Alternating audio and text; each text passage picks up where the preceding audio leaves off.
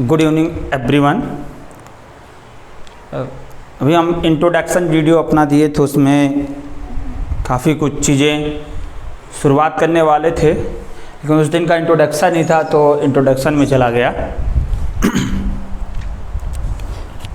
क्या है कि हमने आपसे कहा था कि हम आपको फर्स्ट पेपर पढ़ाएंगे और फर्स्ट पेपर का नाम ऑप्टिक्स है। जैसा कि हमने आपको बताया था कि हम आपको फर्स्ट पेपर से टॉपिक वाइज टॉपिक पढ़ाएंगे पर डे, और एक एक टॉपिक्स आपका लेंगे और एक एक टॉपिक्स का आपका वीडियो बनाएंगे। ज़्यादा टाइम का वीडियो नहीं बनाएंगे और इंटरेस्टिंग वीडियो बनाएंगे अकॉर्डिंग टू आपको प्रैक्टिकली उसको समझाएंगे। हमने कहा था समझाएंगे उसको। तो फर्स्ट पेपर का नाम हमने उस दिन भी बता दिया था, चर्चा में कर दिया था कि फर्स्ट पेपर का नाम ऑप्टिक्स है, और ऑप्टिक्स की जो पहली यूनिट है वो इंटरफेरेंस ऑफ लाइट। और इंटरफेरेंस ऑफ लाइट का पहला जो टॉपिक्स है वो है principal of superposition. Principal of superposition बड़ी बढ़िया चीज़ है। प्रिंसिपल ऑफ सुपरपोजिशन क्या चीज़ें हैं उस दिन हम बताए थे। प्रिंसिपल ऑफ सुपरपोजिशन आपको समझाए थे। प्रिंसिपल ऑफ सुपरपोजिशन वास्तविकता में किसे कहते हैं और प्रिंसिपल ऑफ सुपरपोजिशन किस प्रकार से आपके लिए इम्पोर्टेंट है ये भी बताए थे कि आपके पेपर में एक दो बार पूछा भी गया प्रिंसिपल ऑफ सुपरपोजिशन। तो principle of superposition according to web आज हम आपको समझाएंगे प्रिंसिपल ऑफ सुपरपोजिशन होता क्या है। तो जब हम प्रिंसिपल ऑफ सुपरपोजिशन आपको बताएंगे तो प्रिंसिपल ऑफ सुपरपोजिशन सबसे पहली बात जानिए कि वेब जो होती है वो प्रिंसिपल ऑफ सुपरपोजिशन को किस प्रकार से रिप्रेजेंट करती है, किस प्रकार से बताती है। सबसे पहली चीज़ ये जानना बहुत ज़रूरी है। जैसे हमने कहा था कि प्रिंसिपल ऑफ सुपरपोजिशन हम जब आपको इलेक्ट्रोमैग्नेटिक एंड स्टैटिक्स इलेक्ट्रोमैग्नेटिक्स पढ़ाएंगे, इसका जो सेकंड पेपर है उसमें भी प्रिंसिपल ऑफ सुपरपोजिशन है, तो अकॉर्डिंग टू इलेक्ट्रोस्टैटिक्स के हैं। तो वहाँ पर जैसा कि वहाँ पर जो होगा हम वहाँ पे आपको ये बताएंगे कि जो चार्ज होते हैं, चार्ज के बीच का जो फोर्स होता है और जो होता है वन पॉइंट से लेके अदर पॉइंट्स आर इक्वल, एक पॉइंट से लेके सभी पॉइंट पे क्या होता है। जैसे वहाँ पर हम आपको बताएंगे कि चार्ज P है तो P1 से लेके P2, P से P3, P से P4 सब जगह चार्ज जो होगा वो बराबर होगा और चार्ज पे जो लगाएगा फोर्स वो बराबर होगा, और उन्हीं फोर्सों का सम जो कहलाएगा वो प्रिंसिपल ऑफ सुपरपोजिशन कहलाएगा। वहाँ पर यहाँ पर चूंकि वेब पढ़ रहे हैं, वेब के अकॉर्डिंग प्रिंसिपल ऑफ सुपरपोजिशन को समझेंगे। प्रिंसिपल ऑफ सुपरपोजिशन क्या होती है मेरे प्यारे बच्चों? प्रिंसिपल ऑफ सुपरपोजिशन बहुत ही सिंपल चीज़ है। प्रिंसिपल ऑफ सुपरपोजिशन वो होती है जैसे कोई वेब हो, वो ट्रेवल्स कर रही हो, और कोई वेव जब ट्रेवल करती है तो ट्रेवल की हुई वेव जब जाकर किसी एक पॉइंट पर मीट करती है, मिलती है, उसी को कहते हैं प्रिंसिपल ऑफ सुपरपोजिशन। अब ये चीज़ है कि जब प्रिंसिपल जो दो वेव या दो से अधिक वेव जिस पॉइंट पर जाके मिलेंगे वहाँ से एक नई वेव जनरेट होगी, और वही नई वेव जो जनरेट होगी वो अलग अलग कंडीशन में अलग अलग होगी, और जो अलग अलग कंडीशन में अलग अलग होगी उसी को प्रिंसिपल ऑफ सुपरपोजिशन का मेन पॉइंट कहते हैं। यानी समझने के लिए हम आपको समझाएंगे प्रिंसिपल ऑफ सुपरपोजिशन में। जैसे आप लोग जानते हैं कि जो वेव होगी प्रिंसिपल ऑफ सुपरपोजिशन में अप्रॉक्सीमेटली साइन वेव लेते हैं, और साइन वेव को रिप्रेजेंट करने के लिए आप यदि एंगल में अकॉर्डिंग टू टाइम के जिस प्रकार से भी रिप्रेजेंट करना चाहते हो, एक आपको एक्सिस लेनी पड़ती है, और वो एक्सिस हम इस प्रकार से एक वाई एक्सिस ले लेते हैं, और वाई एक्सिस पे हम फेज एंगल के अकॉर्डिंग थीटा के अकॉर्डिंग इसको साइन वेव को रिप्रेजेंट करते हैं।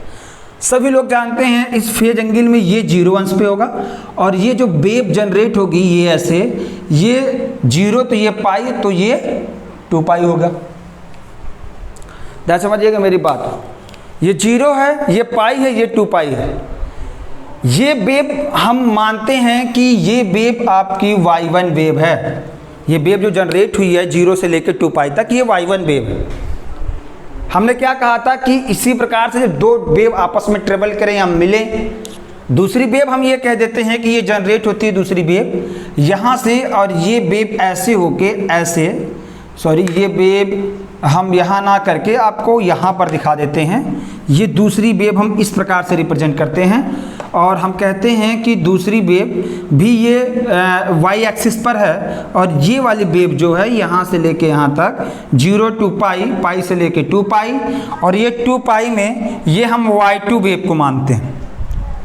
दोनों साइन वेव है, ध्यान से मेरी बात समझिएगा, दोनों साइन वेव है। इस वेव का नाम हम y1 रखते हैं, इस वेव का नाम हम y2 रखते हैं। एक बात ध्यान से समझिएगा, हम इसको इसलिए समझा रहे हैं आपको क्योंकि प्रिंसिपल ऑफ सुपरपोजिशन का जो रिजल्ट आएगा वो क्या होता है, जो रिजल्ट ऑफ डिस्प्लेसमेंट होता है वो क्या होगा इन दोनों वेव का। बहुत सही बात है कि इन दोनों वेव का प्रिंसिपल ऑफ सुपरपोजिशन का जो रिजल्टेंट वेव होगा वो क्या होगा। दूसरी बात आप इसको ध्यान समझिए, आपको हर समय ये ध्यान में रखना है कि ये इसका क्या है, पॉजिटिव है। 0 से y1 तक, 0 से पाई तक ये पॉजिटिव, और पाई से 2 पाई तक ये निगेटिव होता है। 0 से पाई पॉजिटिव, पाई से 2 पाई निगेटिव हुआ। इस बात को समझने के लिए हिंदी बोर्ड के जो बच्चे होंगे, जो Hindi medium high school inter में आप पढ़े होंगे, सॉरी इंटर में, तो आप इंटर में इसको एक सिंपल सी लैंग्वेज में श्रृंग और गर्त के रूप में जानते थे। तो ये श्रृंग है और ये गर्त है। और इंग्लिश में जो चूँकि आप बीएससी कर रहे हैं तो आपको हिंदी तो बहुत कम जाननी पड़ेगी, इंग्लिश ज़्यादा जानने की कोशिश करिए। लेकिन मैं आपको 100% जो टॉपिक्स आपको लगेगा कि यहाँ पर हिंदी भी बता देने चाहिए, मैं 100% आपको वहाँ पे हिंदी बताऊँगा। इसमें कोई शर्म की बात नहीं है कि आप यूपी बोर्ड से पढ़ के आए, आपको इंग्लिश में इतनी प्रॉब्लम है तो आप वहाँ पे 1-2 लैंग्वेज हिंदी का भी यूज कर सकते हैं, और मैं आपको हिंदी से भी बताऊँगा जैसे जो चीज़ें आपको नहीं समझ में आई। इसे इंग्लिश में क्रस्ट, इसको ट्रफ कहते हैं। ये क्रस्ट और ये ट्रफ होती है, ये पॉजिटिव और ये निगेटिव। अब ध्यान समझिएगा, देखिए पॉजिटिव निगेटिव से आप बातें को अच्छी तरीके से समझ जाएंगे, और गर्त श्रृंग और ट्रफ क्रस्ट से ये थोड़ा सा आप बातों को थोड़ा आपको कन्फ्यूजन होगा, तो हम पॉजिटिव निगेटिव लेके यूज करेंगे। अब इसका रिजल्टेंट प्रिंसिपल ऑफ सुपरपोजिशन क्या होगा, इस बात को आपको ध्यान में देना है। प्रिंसिपल ऑफ सुपरपोजिशन, इसका रिजल्टेंट क्या होगा, इसका डिस्प्लेसमेंट रिजल्टेंट क्या होगा। तो जब हम पॉजिटिव का पॉजिटिव के साथ लेंगे, ये यहाँ से लेके यहाँ तक की जो दूरी होती है इसको एम्पलीट्यूड की, जो डिस्टेंस होती है इसको एम्पलीट्यूड कहते हैं, इसको भी एम्पलीट्यूड कहेंगे। That is a same amplitude. ये यदि एम्पलीट्यूड और इस एम्पलीट्यूड वेव का यदि समान होता है, वेव दोनों वेव का, तो इसका जो रिजल्टेंट आएगा वेव वो इस प्रकार से आएगा। इन दोनों का एम्पलीट्यूड का दूना हो जाएगा, ये इस और ये एम्पलीट्यूड आप मिला देंगे तो इसका दूना हो जाएगा, यानी वेव आपका ऐसे जनरेट होगा। इस वेव में आपको कोई अंतर है, ये भी साइन वेव, ये भी साइन वेव, ये साइन वेव, लेकिन इनका जो रिजल्टेंट वेव है इन दोनों का, हमने क्या कहा था, प्रिंसिपल ऑफ सुपरपोजिशन क्या है। जब प्रिंसिपल ऑफ सुपरपोजिशन होता है कि जब दो वेव आपस में मिलेंगे तब जाके रिजल्टेंट वेव बनाएंगे, और वो जो प्रिंसिपल ऑफ सुपरपोजिशन में दो वेव आपस में मिल रहे हैं तब जाके रिजल्टेंट डिस्प्लेसमेंट दे रहे हैं, रिजल्टेंट वेव दे रहे हैं, और जिसका एम्पलीट्यूड क्या हो जा रहा है, इन दोनों के एम्पलीट्यूड के अकॉर्डिंग ज्यादा हो जा रहा है। भाई जो चीजें जब किसी, जैसे फॉर एग्जाम्पल मैं आपको बता रहा हूं कि ये मैं एक मार्कर और दोनों मार्कर एक एक हाथ में मैंने ले लिया, एक मार्कर से मैंने फोर्स ऐसे लगाया तो ये कुछ दूर ऊपर गया, फिर मैंने इसी उतने ही फोर्स इस हैंड को लगाया, वो ये भी इतनी दूर गया।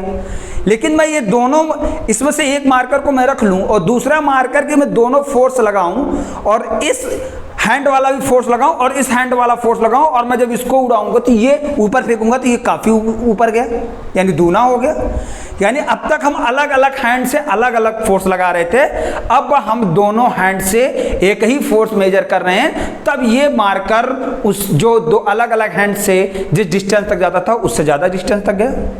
वही चीज इस वेव में भी है, जब ये दोनों वेव आपस में मिलेंगी तब एक रिजल्टेंट वेव देगी जिसका एम्पलीट्यूड क्या होगा, ज्यादा होगा। देखिए पॉजिटिव का पॉजिटिव के साथ मिल रहा है तो पॉजिटिव का एम्पलीट्यूड बढ़ रहा है, निगेटिव का निगेटिव के साथ मिल रहा है तो निगेटिव का एम्पलीट्यूड बढ़ रहा है। यानी पॉजिटिव का पॉजिटिव के साथ पॉजिटिव एम्पलीट्यूड बढ़ा, इंक्रीज हुआ, निगेटिव का निगेटिव एम्पलीट्यूड इंक्रीज हुआ। आपके मन में एक डाउट आता होगा कि सर पॉजिटिव का पॉजिटिव के साथ, निगेटिव का निगेटिव के साथ बता दिए, यदि सर ये बताएं कि निगेटिव का पॉजिटिव के साथ हो, पॉजिटिव का निगेटिव के साथ हो तो डिस्प्लेसमेंट क्या होगा, यानी इसकी वैल्यू क्या होगी। तो मेरे प्यारे बच्चों उसमें डिस्प्लेसमेंट बहुत मिनिमम हो जाता है, यानी लगभग आप 0 के बराबर मान सकते हैं और 0 कह भी सकते हैं, यानी ये इसका एम्पलीट्यूड 0 हो भी जाएगा, लेकिन एक कंडीशन है, जब दोनों का एम्पलीट्यूड वेव का जो पॉजिटिव का होगा नेगेटिव के साथ, नेगेटिव का होगा पॉजिटिव के साथ जब मिलेगा और जब 0 हो जाए एम्पलीट्यूड सेम होगा, उसमें कोई डिफरेंट नहीं होंगे एम्पलीट्यूड में, तब जाके इसका डिस्प्लेसमेंट क्या होगा, लीनियर हो जाएगा, यानी इसका जो डिस्प्लेस इसका एम्पलीट्यूड होगा वो क्या हो जाएगा 0। फॉर एग्जाम्पल मैं आपको समझा रहा हूँ, ध्यान समझिएगा।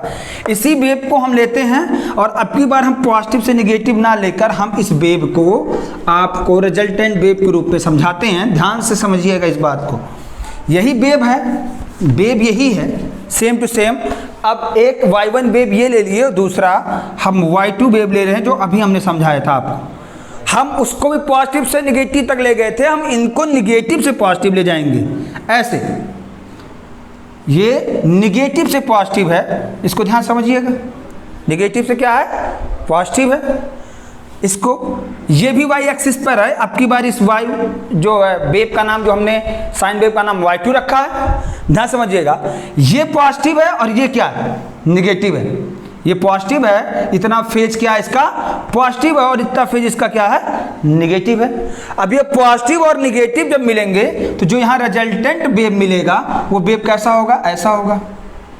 यदि सेम एम्पलीट्यूड होगा तो वेव ऐसा होगा, यदि इन एम्पलीट्यूड में थोड़ा सा डिफरेंट होगा तो वेव, यदि थोड़ा सा डिफरेंट है तो वेव जो है कुछ मिनिमम कंडीशन में ऐसे ऐसे होगा, यानी उसका एम्पलीट्यूड क्या हो जाएगा, कम हो जाएगा। मेरे प्यारे बच्चों ये बहुत ही सिंपल चीज है, इसको आप यदि इस टाइम समझ लेंगे तो that is not difficult for any problems. कोई प्रॉब्लम्स आगे के टॉपिक्स में आपको नहीं आएगी। वो कैसे, उसको समझिए कैसे आप इसको समझेंगे, इसी से कंस्ट्रक्टिव और डिसकंस्ट्रक्टिव डिस्प्लेसमेंट समझेंगे। कंस्ट्रक्टिव और डिसकंस्ट्रक्टिव डिस्प्लेसमेंट समझने के बाद आप उसी से डबल स्लिट एक्सपेरिमेंट समझेंगे।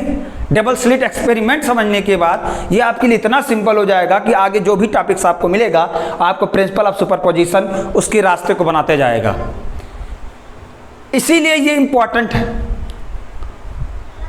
अब देखिए, जब पॉजिटिव लिए और ये निगेटिव लिए, ये निगेटिव लिए, ये पॉजिटिव लिए, तो हमारा जो वेव था उसकी जो वो क्या हो गया, मिनिमम हो गया, उसका एम्पलीट्यूड मिनिमम होगा, कम होगा। हमने क्या कहा था, सेम एम्पलीट्यूड लेंगे तो इसका वेव क्या हो जाएगा, लगभग ऐसे हो जाएगा।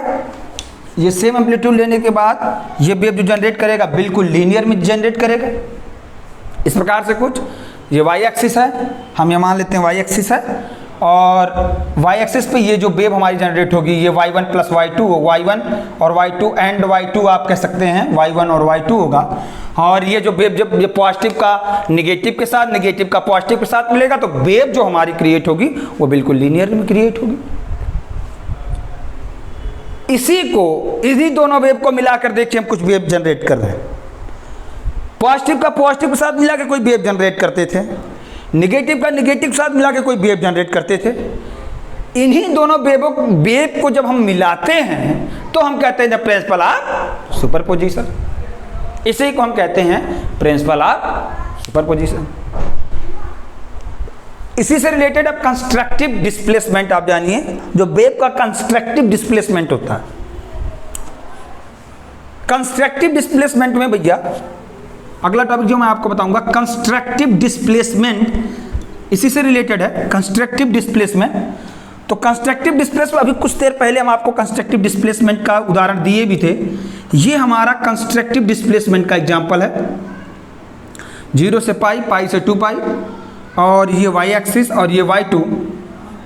ध्यान समझिएगा, जब ये पॉजिटिव पॉजिटिव के साथ मिलेगा, क्या समझिएगा, ये पॉजिटिव पॉजिटिव और ये निगेटिव निगेटिव के साथ वेव जब जनरेट होगा तो जो हमारा रिजल्टेंट वेव आएगा, जैसे हमने कहा था कि इसका एम्पलीट्यूड बढ़ जाएगा, ये रिजल्टेंट वेव जो आएगा जिसका एम्पलीट्यूड बढ़ा हुआ रहेगा उसको कहा जाएगा कंस्ट्रक्टिव डिस्प्लेसमेंट।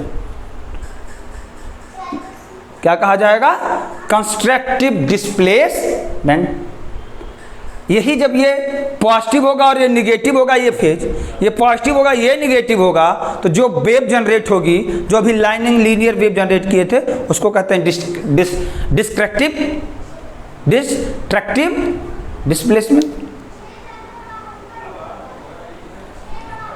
इन्हीं दो तीनों टॉपिक से मिलाकर डबल स्लिट एक्सपेरिमेंट बना है, जो कि मैं कल के टॉपिक्स में आपको कल की वीडियो में डिस्कस करूंगा।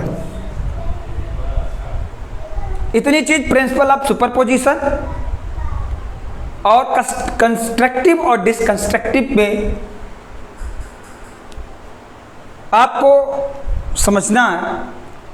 तो पहली बात तो ये कि आपसे क्वेश्चन पूछता है कि आप जो what is a principal of superposition और स्टेट एंड एक्सप्लेन। तो एक्सप्लेन आपको कैसे करना है, इस बात को आप ध्यान में रखिए कि जितनी बात बताए हैं इन्हीं बातों को आप कहिएगा कि जो वेव होती हैं, जब वेव आपस में मिलती हैं तो जो उनकी वैल्यू, जो उनका रिजल्ट आता है वो क्या कहलाता है, प्रिंसिपल ऑफ सुपरपोजिशन कहलाता है। और उस प्रकार से वेव किस प्रकार से मिलती हैं, और वो आप एक एक वेव का एग्जाम्पल दीजिएगा। ऐसे पॉजिटिव का पॉजिटिव के साथ बनाइएगा, निगेटिव का निगेटिव के साथ बनाइएगा। अलग अलग बना भी सकते हैं, एक साथ भी बना सकते हैं। अलग अलग आप पॉजिटिव का पॉजिटिव बनाएंगे तब भी आपका एम्पलीट्यूड ये पॉजिटिव वाला बढ़ जाएगा। आप पॉजिटिव का मिटा के निगेटिव का बनाएंगे तो ये निगेटिव वाला एम्पलीट्यूड बढ़ जाएगा। और इसी को कहते हैं कंस्ट्रक्टिव डिस्प्लेसमेंट। इसको आप नाम देंगे वहाँ पे कंस्ट्रक्टिव डिस्प्लेसमेंट। फिर इसको आप दूसरा फिगर बनाएंगे और जिसमें एक पॉजिटिव और दूसरा नेगेटिव आप दिखाएंगे, और उसको जो वेव जनरेट होगी, जो कि बिल्कुल हमने कहा कम एम्पलीट्यूड होगा, जिसका डिस्प्लेसमेंट बहुत ही कम होगा, लगभग 0 के बराबर होगा, और ऐसा डिस्प्लेसमेंट वाले वेव को हम क्या कहेंगे, डिकंस्ट्रक्टिव डिस्प्लेसमेंट। इतनी बात यदि आप समझा गए तो 2 नंबर के क्वेश्चन को आपको कोई रोक नहीं पाएगा, चाहे जिस यूनिवर्सिटी में आता हो। मैं आपको एक एग्जांपल देता हूं, बहुत ही सिंपल सा एग्जांपल। आप घर पे अपने इस प्रैक्टिकल को करिएगा तो वास्तविकता में आपको ये 100% नजर आएगा कि आपको जो है प्रिंसिपल ऑफ सुपरपोजिशन किस तरीके समझ में आएगा, कंस्ट्रक्टिव डिसकंस्ट्रक्टिव किस तरीके समझ में आएगा।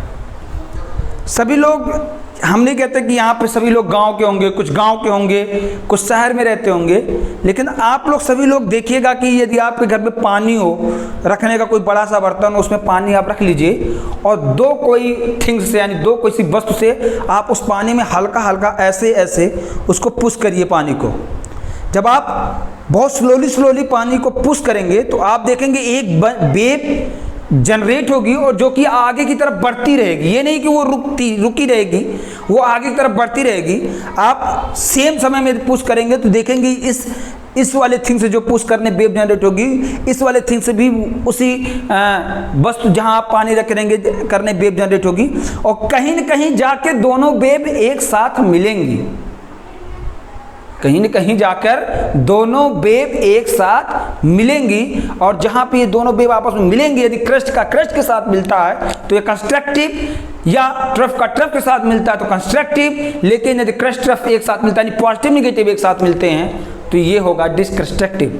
बहुत सिंपल आप एग्जाम्पल कर सकते हैं, आपको और भी अच्छी तरीके से बातें समझ में आ जाएंगी।